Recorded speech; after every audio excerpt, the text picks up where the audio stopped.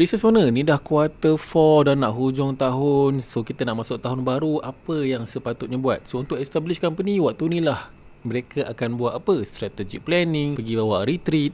Jadi apabila strategi ini dibawa oleh small ataupun yang bisnes-bisnes yang baru nak naik, dia akan jadi sedikit cacah merebah sebab dia main ikut-ikut. So apa yang sepatutnya kita buat? Okey, contoh, saya suka pendekatan apa yang dibuat oleh Khairul Aming. Kita boleh tengok setiap tahun dia akan bawa semua staff dia akan bercuti.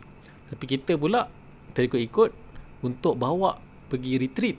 Kita nak bawa staff bercuti, tapi kita ajak juga untuk buat planning tahun ke depan. Benda tu okey kalau memang kita nak buat aktiviti-aktiviti team building, memang untuk nak merapatkan silaturahmi dan juga untuk mereka boleh bekerjasama, that's good. Tetapi kalau tiba-tiba nak bawa kepada planning bisnes yang macam begitu serius, dia macam tak masuk, dia macam tak sesuai. Sebabkan apa? Mindset staff, employee bila dia pergi bercuti lah. Okay, ada activity team building tu, that's good.